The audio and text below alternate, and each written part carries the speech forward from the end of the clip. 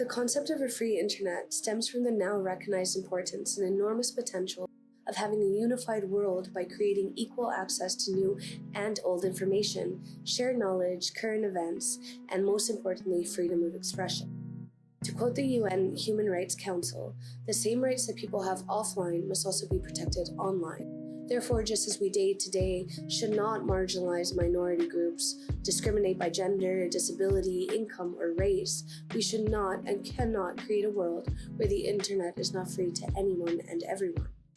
For the benefits of the online world to be distributed equally amongst the local population, policies must be put in place to guarantee human rights and fundamental freedoms. The internet is not just a database of knowledge, but an opportunity to participate in a culture created from technological prowess. If denied this platform, a divide is immediately formed from not being able to take part in that culture. So firstly, let's talk about internet access. The internet, on a broad or local scale, drives economic opportunity. It brings global issues to the forefront and allows the free exchange of data and information to be exchanged worldwide. Hence, free internet access propagates a better, more inclusive, and connected society. Exclusion exacerbates inequality and in turn creates discrimination. Poorer and remote countries are often at this disadvantage. Imagine a student in a small, isolated town not being able to access information for a university paper, or their professor not being able to teach up-to-date information to their students.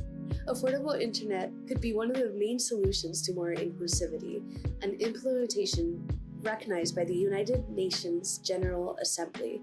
Another essential factor that they recognize and a vital key to encouraging the full exercise of human rights is language, more commonly referred to when speaking of the internet, digital literacy.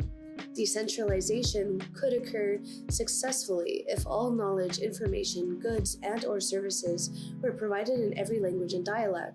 Thus, every person could express themselves freely in their mother tongue.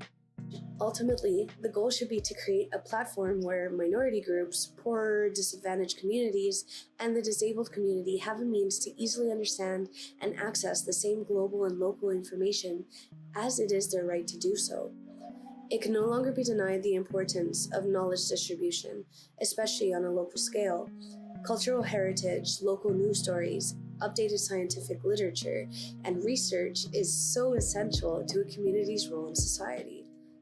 The United Nations Rapporteur on Cultural Rights highlighted the importance of open licenses, especially when it comes to distributing knowledge. Open access does just that, a method of distributing knowledge with the goal of obtaining the maximum benefit for science and society. The goal is that with no barriers of any kind, anyone can use, copy, and share their research and materials. Another example of how to increase awareness and insight on universal connectivity can be attributed to the efforts of the Economist Intelligence Unit, also known as the EIU. They developed the Inclusive Internet Index in 2017 to measure the use and access of the internet all over the world. This comprehensive index ranks countries' internet inclusion not only by availability, i.e. infrastructure required for high-quality internet usage, but also by the other factors previously mentioned, such as affordability, cost relative to income, relevance, local language content, and content relevant to that community, and readiness, capacity to access internet regardless of the skills or culture. This further increases awareness of the importance of ensuring lower-ranking countries are allowed full usage to better social and economic outcomes for every individual. The internet promotes culture, freedom of expression, literary and artistic creativity, and vital information to the general public. Thus, it is essential we treat public access to it as a human rights issue.